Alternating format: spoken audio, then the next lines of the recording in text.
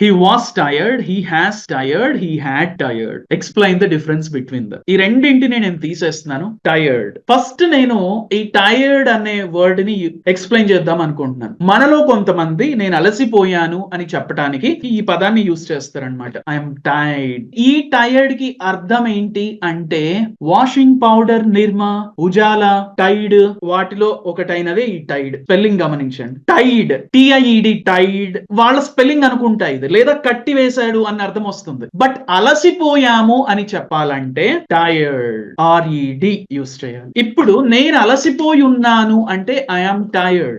నా ఫోన్ ఎందుకు లిఫ్ట్ చేయలేదు నువ్వు అంటే లాస్ట్ నైట్ నేను అలసిపోయి ఉన్నాను. I was tired last night. ఒక స్థితి, అలసిపోయిన స్థితిలో ఉన్నారు వాళ్ళు. జస్ట్ ఒక అడ్జెక్టివ్ గా యూస్ చేస్తామండి. టైర్డ్ అన్నదాన్ని ఒక అడ్జెక్టివ్ గా యూస్ చేస్తాం. ఐఎమ్ టైర్డ్, అలసిపోయి ఉన్నాను. హీ వాస్ టైర్డ్, అతను అలసిపోయి ఉన్నాడు గతంలో అని చెప్పడం. మరి ఫ్యూచర్ కి యూస్ చేయరా? He will be tired use చేయొచ్చు. మీకు ఖచ్చితంగా తెలిసి ఉంటే అతను ఏదో ఒక వండర్ లాకి వెళ్తున్నాడు, బాగా ఎగిరి అలసిపోతాడు, ఏదో ఒక టూర్ కి వెళ్తున్నాడు. నేను నైట్ కాల్ చేసే టైం కల్లా I know he will be tired, so I'm not going to call him today.